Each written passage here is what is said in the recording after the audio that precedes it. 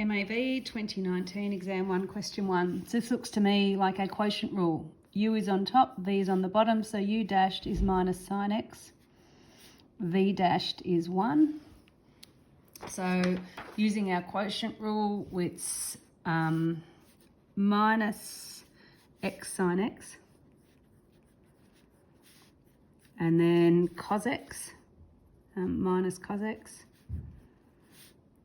over x squared, and we'll just leave it like that. Find f dash pi, so we need to find the derivative of this. It's a product rule. U is 5x squared, so U dashed is 10x. V is tan 3x. So V dashed, you can either write it as 3 times 1 on cos squared x, which is what I'm going to do, but you could also write it as 3 sec squared x. And you've got that on your formula sheet if you need it. So we go 10x tan 3x plus, and then we do this one, 5x squared times 3, so that's 15x squared on cos squared x. And that's what f dashed x is. So f dashed pi is 10 pi times the tan of 3 pi. The tan of 3 pi is 0, so this is going to be 0. So we're going to get 15 pi squared on the cos of pi, which is minus 1 squared, so it just stays as 15 pi squared. So this would be your method mark and your answer mark. Now question 2, it's similar to what we've done before. There's just a bit of a twist, and that's that negative x. So it's 2e to the x plus 5 equals 3 over e to the x. So this is my problem. But if we multiply everything by e to the x, we'll get 2e to the 2x plus 5e to the x equals 3. That way we've eliminated that problem of the fraction. So if I take this across,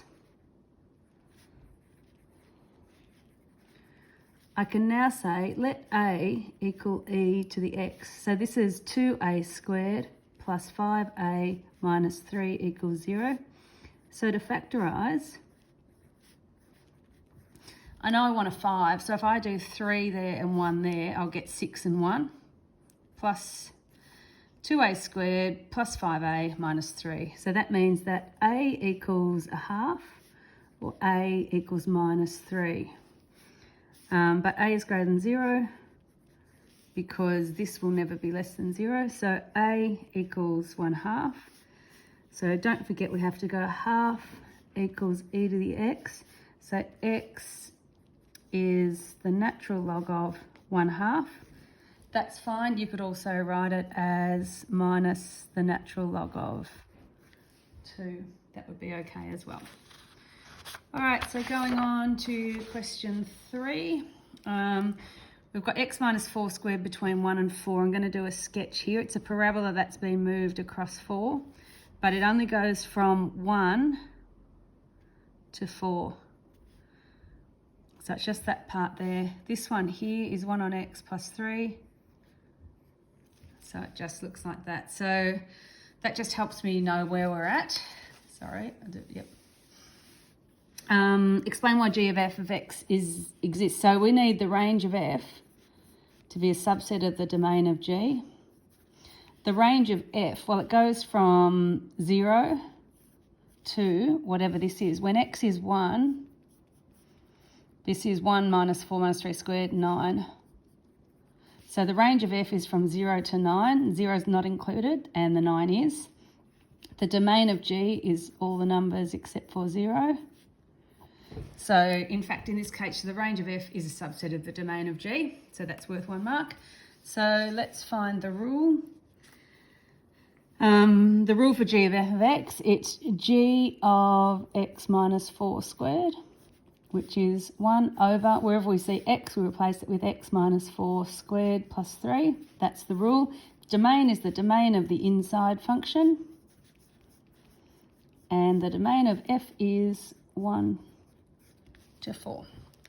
So we want to sketch this graph here. So I'm going to grab a pencil because I know that this would have an asymptote here at y equals 3 because of this. It would have an asymptote at 4, x equals 4.